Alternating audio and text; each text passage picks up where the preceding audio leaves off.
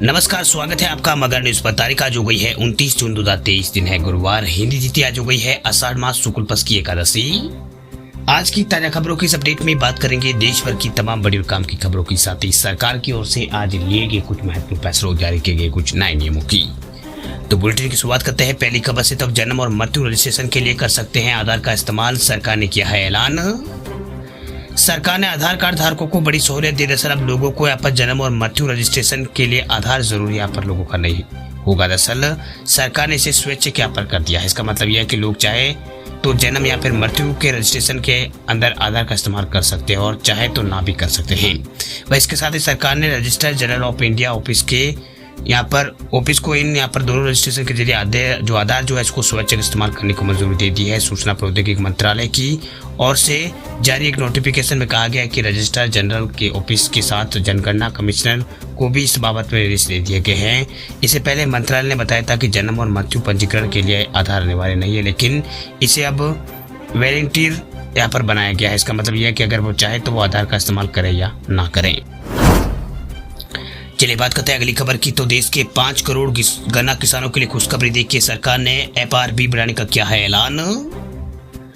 Modi cabinet की अहम बैठक जो है कल हुई थी। इस बैठक में कई फैसले लिए गए हैं। कैबिनेट ने 5 करोड़ गन्ना किसानों के लिए बड़ा ऐलान किया। सर गन्ना किसानों के लिए FRP यानी फेयर एंड रेम्यूनरेटिव प्राइस को बढ़ाकर 115 रुपए प्रति क्विंटल यहाँ पर कर दिया है। इस मार्केटिंग ईयर 2023-24 के लिए इसे लागू किया गया है। सरकार के इस फैसले से 5 करोड़ गन्ना किसानों को फायदा होगा और 5 लाख वर्करों को भी इसका फायदा होगा।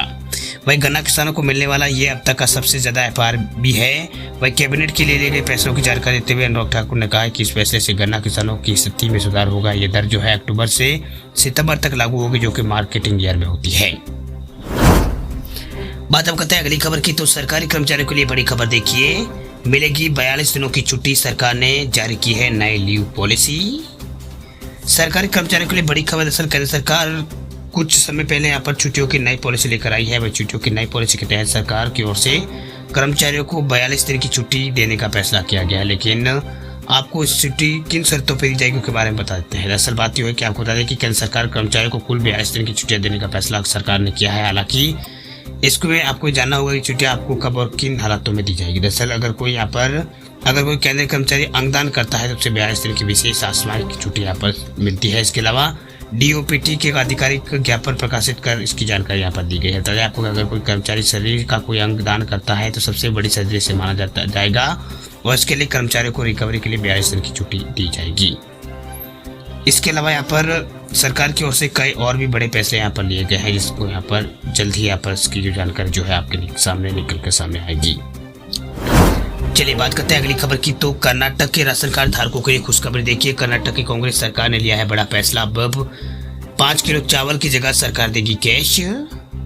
कर्नाटक में चावल की आपूर्ति को लेकर चल रहे राजनीतिक घमासान के बीच कांग्रेस सरकार ने बड़ा फैसला किया। दरअसल इसमें कहा गया है कि सरकार BPL यानी गरीबी रेखा से नीचे कार्ड धारकों को 5 किलो चावल की जगह पैसे देगी। वह बुधवार को कर्नाटक के मंत्री जो है HK पाटिल उन्होंने ये जानकारी दी है। उन्होंने बताया कि BPL कार्ड धारकों के खाते में चावल की जगह 34 रुपये प्रति किलोग्राम की दर से 1 जुलाई से पैसे जो है जमा कराए जाएंगे। वह चावल की खरीद के लिए अस्थायी व्यवस्था जारी रहेगी। दरअसल कर्नाटक चुनाव के दौरान जो है कांग्रेस ने अपनी गारंटी में हर गरीब को 10 किलो मुफ्त चावल देने का वादा किया था, लेकिन राज्य सरकार अब तक BPL परिवारों को प्रत्येक सदस्य को केवल 5 किलो चावल ही उपलब्ध करा पाई है, जिसकी आपूर्ति केंद्र द्वारा की जा रही है। इसको लेकर बीजेपी लगातार सिद्धरामैया सरकार पर निशाना साधा है। इस बीच कर्नाटक सरकार ने 10 किलो चावल को 2 तरह से बांटने की योजना बनाई, जिसमें BPL कार्ड धारकों को 5 किलो चावल और 5 किलो के बदले 170 रुपये प्रति व्यक्ति देने का ऐलान किया है। चलिए बात करते हैं अगली खबर की। तो अगली खबर है टमाटर को लेकर देश में जल्द सस्ता होगा। टमाटर 5-6 दिन में घट सकते हैं दाम, सरकार की ओर से लिया गया है बड़ा फैसला। टमाटर के दाम जो है अब आने वाले दिनों में आपको कम होते नजर आएंगे। दरअसल बात यह है कि आज कैबिनेट की अहम बैठक हुई। इस बैठक में आम आदमी से जुड़ा बड़ा फैसला लिया गया। दरअसल ये फैसला आसमान छू रहे टमाटरों के भाव को लेकर जमीन पर लेने वाला है। दरअसल उपभोक्ता मामले के मंत्रालय ने ऐलान किया है कि बहुत जल्द टमाटर के दाम नीचे आएंगे। उपभोक्ता मामले के मंत्रालय ने ऐलान करते हुए कहा है कि अगले 5-6 दिनों में टमाटर की कीमतें नॉर्मल हो जाएगी। उपभोक्ता मामलों के सचिव रोहित कुमार सिंह ने कैबिनेट ब्रीफिंग के दौरान बताया कि अगले 5 दिनों में जो है टमाटर की कीमतें नॉर्मल यानी सामान्य जो है हो जाएगी। उन्होंने आगे कहा है कि कीमतों पर लगातार नजर बनाए हुए है और देश में औसत कीमत जो है 42 रुपये, इसके अलावा कुछ जगह पर ज्यादा दाम बढ़े हैं। उन्होंने आगे बताया कि हफ्ते भर में टमाटर के दाम सस्ते हो जाएंगे यानी दाम कम हो जाएंगे। हालांकि कीमतों में कितनी गिरावट होगी इसके ऊपर उन्होंने कोई बयान यहाँ पर नहीं दिया है कि कितने पैसे कम हो गए। इस बारे में फिलहाल उन्होंने इस बारे में कोई जानकारी विशेष इस तरह की कोई भी जानकारी जो है वो नहीं दी है। चलिए बात करते हैं अगली खबर की। तो अगली खबर है अरहर की दाल को लेकर। अरहर की दाल महंगी नहीं, अब सस्ती होगी तुअर की दाल। सरकार ने लिया है बड़ा फैसला। भारत में सबसे ज्यादा तुअर यानी अरहर की दाल की खपत होती है। इस समय जो है तुअर की दाल के रेट आसमान छू रहे हैं। दालों के बढ़ते भाव से आम आदमी काफी परेशान। इसी को देखते हुए सरकार घरेलू आपूर्ति बढ़ाने पर और कीमतों को नियंत्रण करने का प्रयास कर रही है। वही अब जो है सरकार जो है बफर स्टॉक से पात्र मित्र मालिक जो मिल मालिक है उनको तुअर की दाल बेचने की तैयारी कर रही है। सरकार के फैसले के बाद जो दाल की कीमत जो है उसमें कमी आने की संभावना है। आधिकारिक बयान में कहा गया है कि सरकार ने भारतीय बाजार में आयातित भंडार आने तक तुअर को राष्ट्रीय बफर से सुनियोजित लक्षित तरीके से जारी करने का फैसला किया है। खाद्य मंत्रालय के अनुसार जब तक इम्पोर्टेड अरहर की दाल खुले मार्केट में नहीं आती है तब तक जो है सरकार इसे जारी रखेगी। सरकार की कोशिश है कि दाल की सप्लाई में कमी ना होने दी जाए। चलिए बात करते हैं अब अगली खबर की। तो अगली खबर है दिल्ली के युवाओं के लिए सरकार ने किया है बड़ा ऐलान। दिल्ली में होगा रोजगार मेला।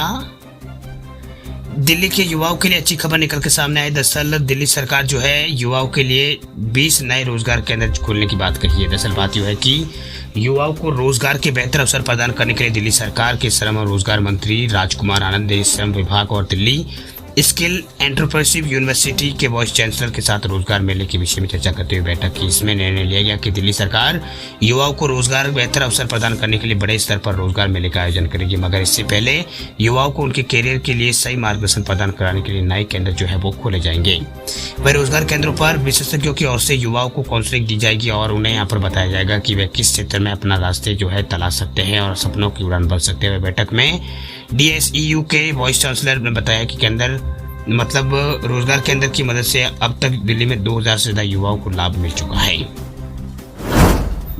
चलिए बात करते हैं अगली खबर की। तो अगली खबर है RBI ने कैंसिल किया है एक और बैंक का लाइसेंस। ग्राहक जमा नहीं करा सकते हैं पैसे।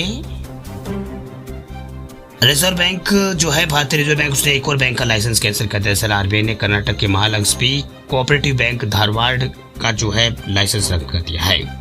दरअसल RBI ने सहकारी बैंक को केवल गैर बैंकिंग संस्था के रूप में काम करने का निर्देश दिया है। बैंकिंग नियामक ने कहा है कि RBI महालक्ष्मी सहकारी बैंक धारवाड़ को 23 मार्च 1994 को यहाँ पर दिया गया बैंकिंग लाइसेंस कैंसिल कर दिया है।